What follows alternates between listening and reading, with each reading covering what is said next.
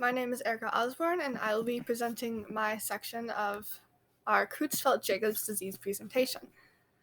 My first slide has to do with the treatments for the disease. Since it is a rare degenerative brain disorder, there is no known cure for Creutzfeldt-Jacobs disease, but different types of drugs such as antibiotics, amantadine, steroids, interferon, and acyclovir have all been used to try to slow the progression of this disease, but have not been a successful treatment in eliminating it. So, since it is currently untreatable, the current treatment is more geared toward alleviating your symptoms and trying to make the patient as comfortable as possible, since this disease has such a high death rate and it usually occurs within the first year. Prevention. There are different types of Creutzfeldt-Jacobs disease, such as iatrogenic, sporadic, and variant. Sporadic CJD is mainly an inherited disease that happens in your protein prions, and this has to do with a mutation which causes them to fold in a different way. There's no real way to prevent yourself from getting sporadic CJD since it is genetic and inherited, but if you do have a history of neurological brain disorders, neurological degenerative diseases, you should probably talk with a genetic counselor just to get yourself tested to see if you do have the CJD mutation gene, so that way you can prepare. Iatrogenic CJD can be prevented very carefully in hospitals. Iatrogenic CJD is CJD that you get from a source inside the hospital, such as infected equipment or stuff like that. These preventions usually include only using synthetic HGH. HGH is human growth hormone and is usually derived from the pituitary gland.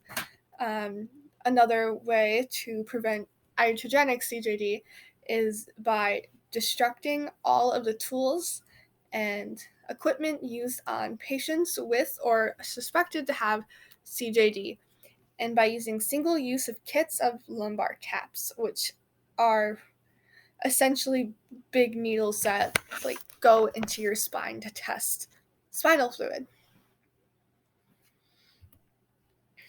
Nutrition. Since this is mainly a disease that is inherited or gotten from medical equipment, your diet doesn't really have anything to do with you preventing it besides variant CJD.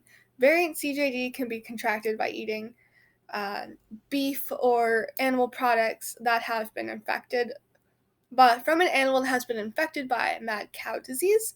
Most of the time it is beef, but there have been some instances in the Middle East, I believe, where you can also get it from pork.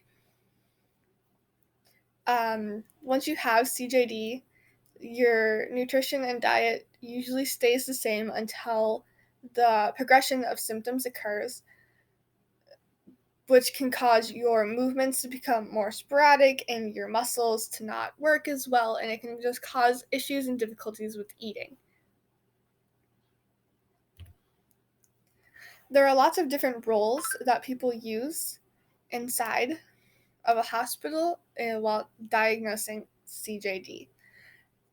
The one that I researched was physician's assistant, which is what I was supposed to be going into.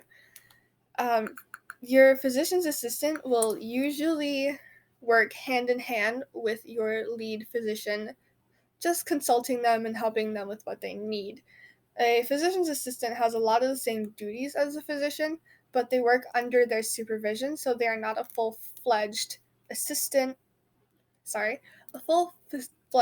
physician.